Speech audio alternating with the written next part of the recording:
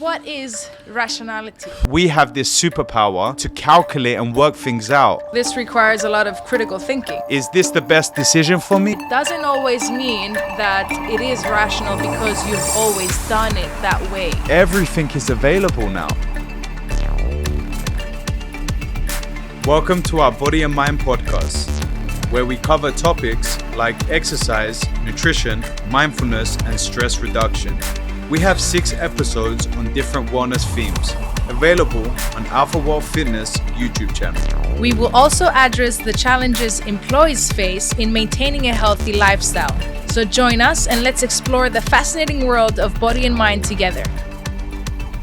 Hello. Welcome back to one of our episodes on body and mind. Today's topic is very crucial. It's on rationality. So we're going to discuss about rationality and how important it is in everything we do in our life, in decision makings, in setting our goals, in talking, in living, in just being. Yeah, absolutely. So I would like to ask, what is rationality? So rationality is, I guess it's very important. Very important that we really understand what rationality is and what it means to us in this life. Think of all the irrational things we've done in our lives and the causes that it affects. Mm-hmm. Now, this is connected to our emotions when we act irrational. And when we act rational, we begin to look into what we're doing. That's the importance of rationality.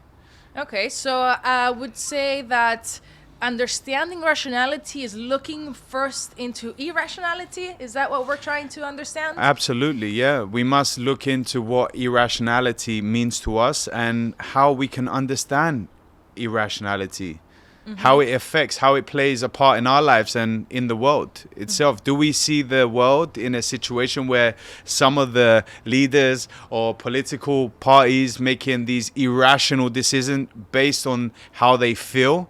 You know, we have to be able to clock onto ourselves to begin to understand other people's irrational motives and moves. I see. That's very important. So rationality is basically the ability to see the irrational and then use your rational thinking, your logical thinking to make decisions instead of using your emotions alone without guidance. Yeah, I think this is a good point that you mentioned this, because I think when we think of rationality and irrationality, some people say, but we have these emotions. Of course, we do have these emotions, and it's a part of who we are. It's a part of life, But it doesn't mean our emotions should run who we are and lead our direction. I think we need to really think about this for a second, because if we allow irrationality to take control of who you are and where you want to go, you might put yourself in a very dangerous position. So it needs to be evaluated. It needs to be looked into. So how does a rational person look like? I think a rational person has time to reflect before acting. This is the insight, the thing that we spoke about recently as well with responsibility, is having the ability to respond. The moment that we lose that responsibility, the ability to respond, we just react. And this is the irrational aspect of who we are. This is the animal of who we are. If you think about animals, they are constantly in reaction. They are reacting in life. Humans, though, we have this extra ability to work things out and calculate. So we have the point to respond and think, is this the best decision for me, or should I make this decision? That's very interesting, because in the past I've never thought about the word responsibility being related to rationality at all. I never put those together.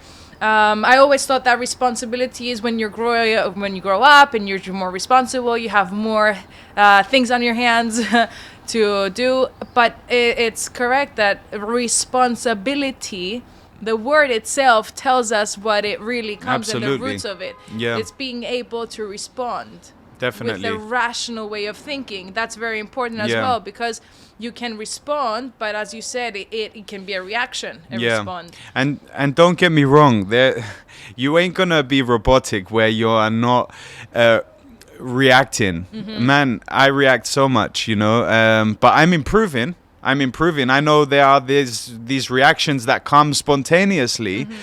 The good thing about this now is I catch this even if I'm a moment late, and I'm able to bring clarity and reflect on my behavior. Did I respond to this correctly?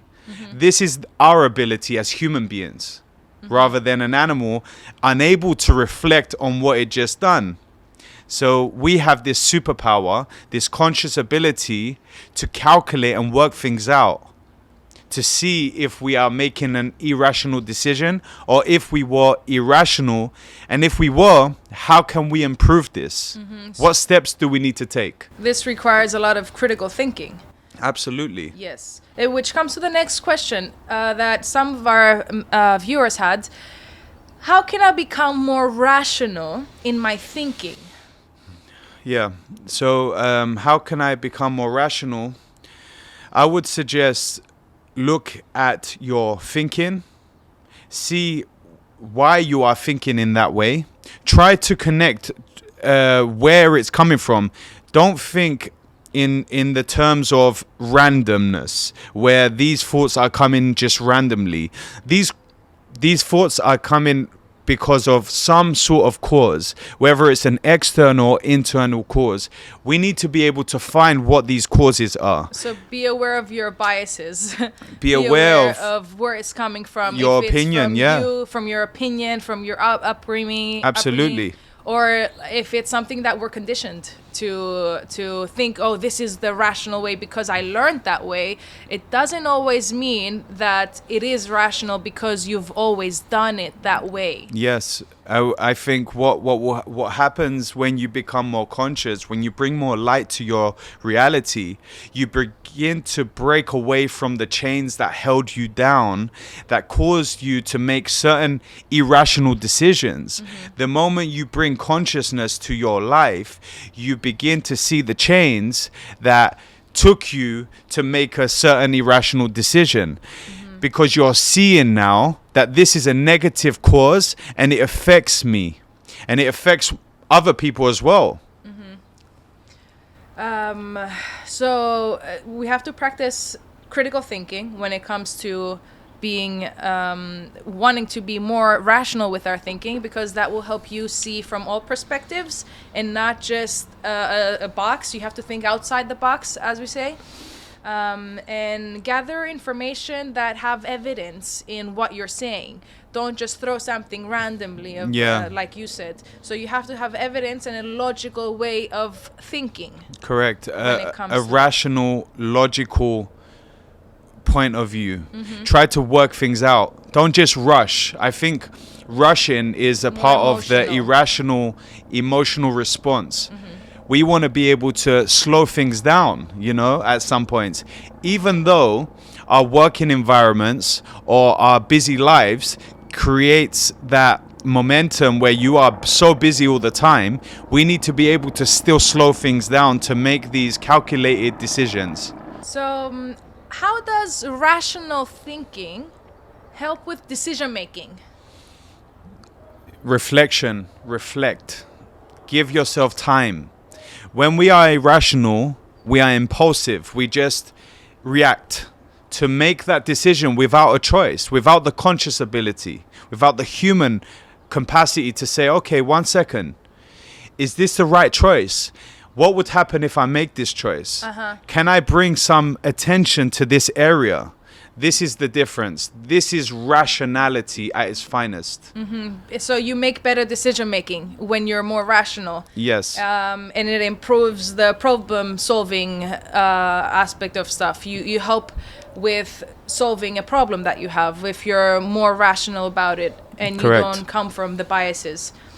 So a lot of our members don't understand why is it important to understand rationality when it comes to fitness Yeah. and to understand the importance of it? Yeah, this is a good question actually, because it's not suppressing irrationality, that emotional side of you. There are moments in life where this irrationality takes control. And it doesn't necessarily have to be a negative thing. If it's controlled and guided, it can be worked well.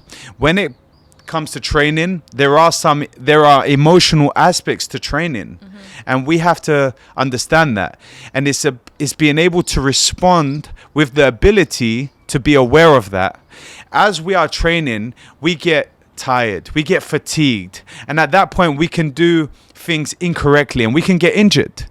But at that point, give yourself that little moment to think about if you are continuing to have this form, Perform good to or perform not. at your best. And this is when I used to box, I was irrational in the ring, but I was also there. I was also consciously aware of my decisions. I wasn't at the point where I throw my gloves off and I'm going to start fighting this guy. No, I stuck to the rules. So it's being aware of these things, even when emotion is there. And also, when it comes to the way we eat, we actually have to use rationality, because a lot of the way we eat, the way we react to food, sweets, celebrations, it comes from our history of sapiens, Habits. yes, of habits, of not having food, and we had to go hunt for our food. But now we have to understand that rationally, we have to understand that we're not in the same situation. Now Correct. we can open a fridge and eat. We're not in survival mode. We're not in survival mode. Yeah. So if we're rational about this and understand that we're not in that situation, we control ourselves Yeah, more, and we that's- don't just go and binge eat because we it might not be there tomorrow. Yeah. That's how it used to be in the past. But Very true. Yeah. And we you have to you understand have where you are. yeah, you have a good point there as well, because you can reward this side if you're suppressing yourself, or you haven't ate badly in weeks. It's okay to say, you know what, I'm gonna enjoy my day today and I'm gonna eat whatever I want. I'm gonna spoil myself because I've been so strict. The hard thing there is building that momentum again. If you are able and you're good at doing that, then no problem, it works. It's That's still why rational. that's why cheat days have been so successful, because Yeah. it's helped. But if you feel that doesn't help, then build that moderate way of eating there, where you don't need to put yourself in such restrictions all the time. No, you eat fine. You can control yourself. You don't overload, but you don't under eat. You eat perfectly fine, which allows you to keep going. It gives you the results. You're burning the fat, and you're increasing the mass if that's one of the goals. Excellent. So we see how it helps with the way we think and the way we approach stuff, and we also noticed how emotions play a big part of staying rational or interfere with rationality. So we have to understand our emotions a little bit better and sit back and reflect on it. Definitely. The triggers, we all have triggers. We all have certain things that we're attracted to, certain meals, certain chocolates, cakes. Now, it doesn't mean we can restrict them totally. It means plan when to have them. Reward yourself with them.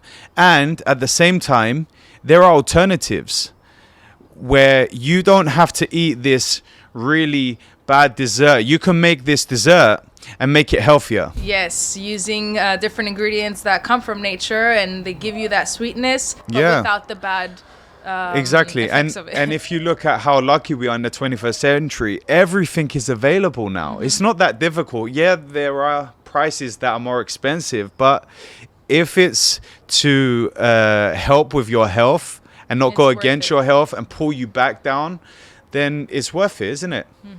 So to become more rational in our thinking, let's wrap it up. The strategies are to be aware of your biases, gather evidence to what you're talking about, Consider alternative perspectives. Avoid emotional reasoning. Avoid emotional ways of getting out of it. And practice critical thinking. I think that's one of the... Yeah, and don't let your emotions stop you from doing what you want to do, you know, because that can be the case sometimes, where it goes against you and it tries to bring all this fear and this self-doubt. Still turn up. There's so much to learn once we turn up. And emotion, remember, is a part of us. It's who we are. But it doesn't need to be the lead guide. Our lead guide should be our rational, logical, conscious way of going forward. Excellent. And we're going to end up with that. Thank you guys very much for listening to our Body and Mind podcast. Don't forget to like and subscribe. Add some comments if you have any questions that you want us to go over. And take care. Stay mindful. And until then, we'll see you in the next episode. Bye, guys.